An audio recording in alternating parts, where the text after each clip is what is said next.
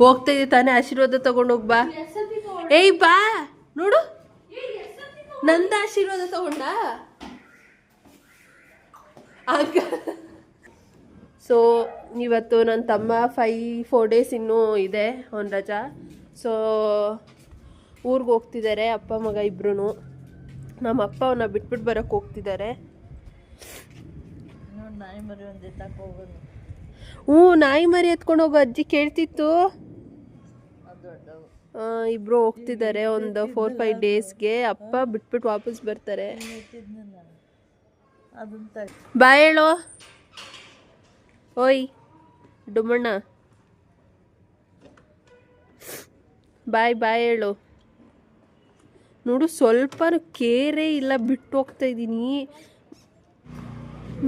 ಅವ್ರು ಹೋದ್ರು, ಇನ್ನು ನಮಗೆ ಕೆಲಸ ಶುರು ಆಗುತ್ತೆ. ನಾವು ಮನೆ ಕ್ಲೀನ್ ಮಾಡಬೇಕು. ಅಪ್ಪ ಮಗ ಇಬ್ಬರು ಊರಿಗೆ ಹೋದ್ರಲ್ಲ, ಸೊ ನಮ್ಮಿಬ್ಬರಿಗೆ ಅಂತ ಏನು ಮಾಡ್ಕೊಳ್ಳಲ್ಲ ನಾವು. ಹಾಗಾಗಿ ಸಿಂಪಲ್ಲಾಗಿ ಗೋಧಿ ಹಿಟ್ಟು ಮತ್ತು ಅಕ್ಕಿ ಹಿಟ್ಟು ಹಾಕ್ಕೊಂಡು ಸುಮ್ಮನೆ ಹಂಗೆ ನೀರು ಹಾಕ್ಕೊಂಡು ಸ್ವಲ್ಪ ಈ ಕನ್ಸಿಸ್ಟೆನ್ಸಿಲಿ ಇಟ್ಕೊಂಡಿದ್ದೀನಿ. ಇದನ್ನು ದೋಸೆ ರೀತಿಲಿ ಹಾಕೋತಾ ಇದ್ದೀನಿ. ನಮ್ಮಿಬ್ರಿಗೆ ನಾವು ಕಷ್ಟಪಟ್ಟು ಏನು ಮಾಡ್ಕೊಳ್ಳಲ್ಲ, ಇರೋದ್ರಲ್ಲೇ ಅಡ್ಜಸ್ಟ್ ಮಾಡ್ಕೋತೀವಿ. ಹಾಗಾಗಿ ಈ ಅಡುಗೆ ಈಗ ತಯಾರಾಗ್ತಿದೆ. ಹಂಗೆ ಇಲ್ಲಿ ಅಮ್ಮ ಏನಕ್ಕಿದ್ದೀರಾ ಬೇಯಕ್ಕೆ? ಸಿಹಿಗೆಣಸು ಇಟ್ಟಿದ್ದಾರೆ. ಏನೋ ಇರೋದ್ ಪರ ತಿನ್ಕೊಂಡ್ರೆ ಸಾಕಲ್ವಾ ನಮ್ಗೆ.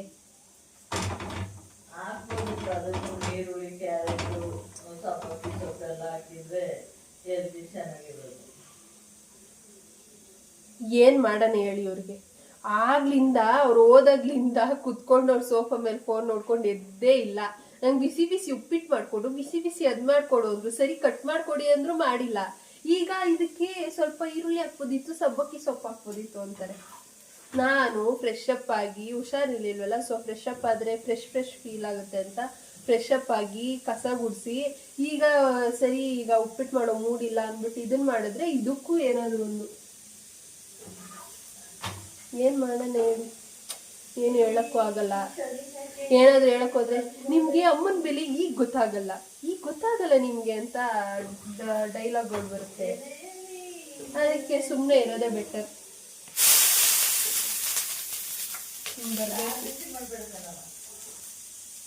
ಹಾ ಕರೆಕ್ಟು. ನಿನ್ನೆ ನಾವು ಟೊಮೆಟೊ ಸಾರು ಮಾಡಿದ್ವಲ್ಲ, ಅದಕ್ಕೆ ಚಪಾತಿನೂ ತಿನ್ಬೋದು ಗಟ್ಟಿಯಾಗಿ ಮಾಡ್ಕೊಂಡೆ ಅಂತ ನಾನು ಅನ್ನುವಾಗ ಅಮ್ಮ ಹೇಳಿದ್ರು ಚಪಾತಿ ಎಲ್ಲ ತಿನ್ಬಾರ್ದು ಅದ್ರಲ್ಲಿ ಅಂತ. ಬಟ್ ಇವತ್ತು ನಾನು ಅದನ್ನೇ ಮಾಡ್ತಾ ಇರೋದು. ಹಂಗೆ ಯಾವ್ದು ತಿನ್ಬಾರ್ದು, ಯಾವ್ದು ಹಿಂಗ್ ಮಾಡ್ಬಾರ್ದು ಹಂಗ್ ಮಾಡ್ಬಾರ್ದು ಅಂತ ಇರುತ್ತೋ ಅದನ್ನ ಹಂಗೆ ಮಾಡಿ ವೆರೈಟಿ ಟೈಪ್ಸ್ ಟೇಸ್ಟ್ ಮಾಡಬೇಕು. ಸೊ ಈ ವಿಡಿಯೋನ ಈಗ ಸಾಯಂಕಾಲ ಒಂದು 5 ಗಂಟೆ ಅನ್ಕೊತೀನಿ ಈಗ ಸ್ಟಾರ್ಟ್ ಮಾಡ್ತಾ ಇದ್ದೀನಿ. ನೆಕ್ಸ್ಟು ಇದೆ ಕಂಟಿನ್ಯೂ.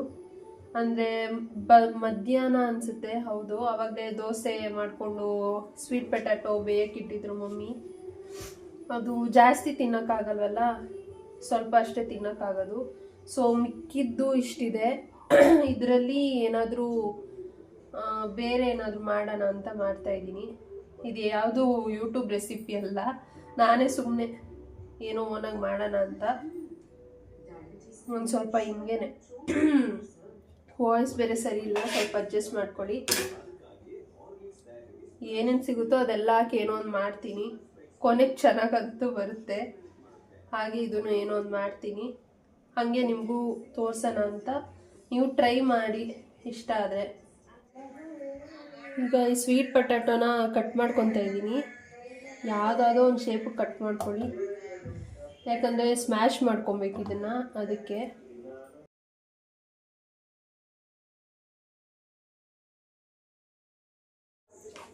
ನೋಡಿ ಈ ಥರ ಸ್ಮ್ಯಾಶ್ ಮಾಡ್ಕೋಬೇಕು.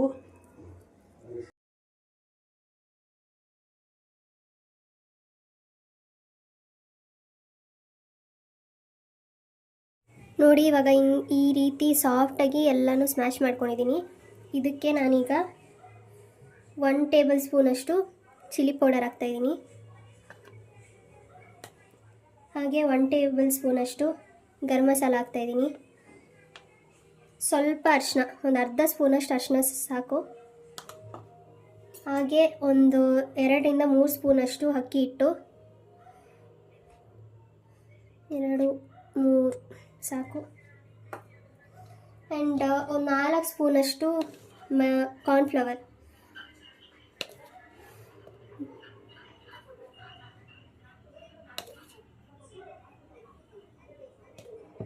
ಅದಾದಮೇಲೆ ಒಂದು ಅರ್ಧ ಸ್ಪೂನಷ್ಟು ಆರ್ 1 ಸ್ಪೂನಷ್ಟು ಬಿಳಿ ಎಳ್ಳು ಹಾಕ್ಕೊತಾ ಇದ್ದೀನಿ, ರೋಸ್ಟ್ ಮಾಡಿರೋದು.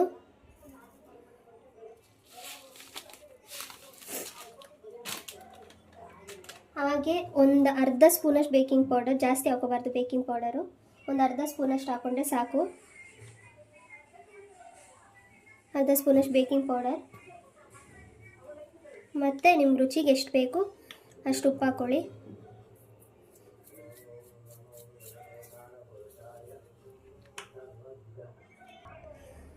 ರುಚಿಗೆ ತಕ್ಕಷ್ಟು ಉಪ್ಪು ಹಾಕ್ಕೊಂಡು ಹಾಗೆ ಒಂದು ಮೊಟ್ಟೆ ಹಾಕ್ಕೊತಾ ಇದ್ದೀನಿ. ಇದು ನಿಮ್ಗೆ ಆಪ್ಷನಲ್ಲು, ಮೊಟ್ಟೆ ಬೇಡ ಅಂದರೆ ಪರವಾಗಿಲ್ಲ. ಇಷ್ಟೆಲ್ಲ ಹಾಕ್ಕೊಂಡು ನೀಟಾಗಿ ಕಳಿಸ್ಕೋಬೇಕು.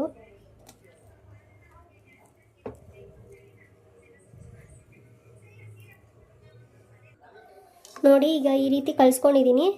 ಇದನ್ನು ಸ್ಮಾಲ್ ಬಾಲ್ಸ್ ಥರ ಮಾಡ್ಕೋಬೇಕು.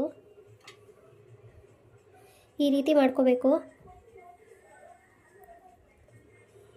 ನೋಡಿ, ಈ ಥರ ಮಾಡಿಕೊಂಡು ಡೀಪ್ ಫ್ರೈ ಮಾಡ್ಕೋಬೇಕು.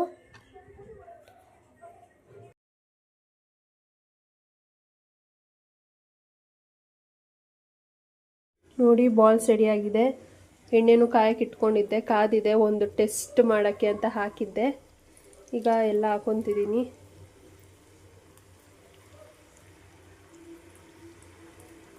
ಈ ರೀತಿ ಒಂದೊಂದೇ ಹಾಕ್ಕೋಬೇಕು.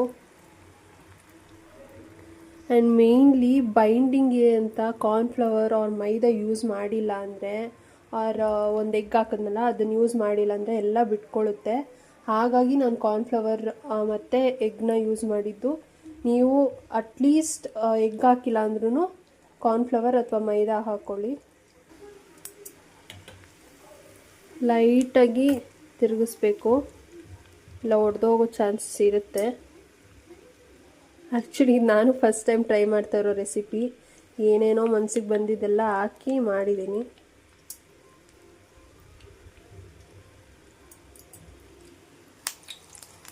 ನೋಡಿ ಈ ರೀತಿ ಫ್ರೈ ಆಗಿದೆ. ಆ್ಯಕ್ಚುಲಿ ಲೈಟ್ ಬ್ರೌನೇ ಇದೆ, ಜಾಸ್ತಿ ಏನನ್ನು ಬ್ರೌನ್ ಆಗಿಲ್ಲ, ಬಟ್ ವಿಡಿಯೋದಲ್ಲಿ ಕಲರ್ ಹಂಗೆ ಕಾಣಿಸ್ತಿದೆ. ಸೊ ಈ ರೀತಿ ಒಂದು 3-4 ಮಿನಿಟ್ಸ್ ಫ್ರೈ ಮಾಡಿಕೊಂಡ್ರೆ ಸಾಕು. ಯಾಕಂದರೆ ಆಲ್ರೆಡಿ ಸ್ವೀಟ್ ಪೊಟ್ಯಾಟೋನ ಬೇಯಿಸ್ಕೊಂಡಿದ್ವಲ್ಲ, ಸೊ ಹಾಗಾಗಿ ಒಂದು 3-4 ಮಿನಿಟ್ಸ್ ಫ್ರೈ ಮಾಡಿಕೊಂಡ್ರೆ ಸಾಕು.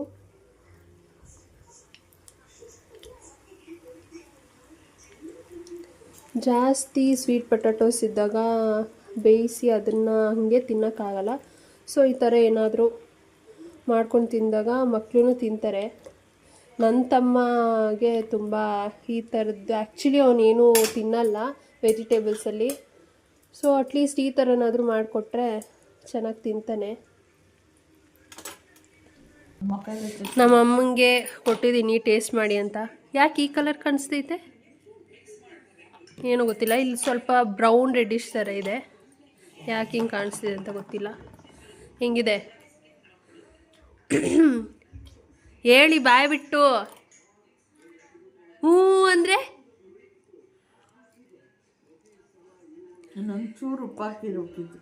ನೀವೇ ಉಪ್ಪು ಹಾಕಿದ್ರಲ್ಲ, ಅದಕ್ಕೆ ನಾನು ಹಾಕಿಲ್ಲ. ಏನಿಲ್ಲ, ಚೆನ್ನಾಗೇ ಇದೆ. ನಾನು ಟೇಸ್ಟ್ ಮಾಡಿದೆ. ನಾರ್ಮಲಾಗಿ ಬೇಯಿಸ್ಕೊಂಡು ತಿನ್ನೋದಕ್ಕಿಂತ ಇದು ಆ್ಯಕ್ಚುಲಿ ಚೆನ್ನಾಗಿದೆ. ಅದು ಸಪ್ಪೆ ತಿನ್ನೋಕ್ಕಾಗಲ್ಲ. ಬಟ್ ಏನು ಕೆಚಪ್ಪಲ್ಲಿ ಅದೇ ನಿಮಗೆ ನಾನು ಸ್ವಲ್ಪ ಉಪ್ಪು ಕಮ್ಮಿ ಹಾಕಿದ್ದೆ. ನಿಮ್ಗೆ ಎಷ್ಟು ಬೇಕಷ್ಟು ಹಾಕ್ಕೊಳ್ಳಿ. ಆ್ಯಂಡ್ ಉಪ್ಪು ಕಮ್ಮಿ ಆಗಿದೆ ಅನಿಸಿದ್ರೆ ಏನಿಲ್ಲ, ಏನದು ಅದೇನೋ ಪೌಡರ್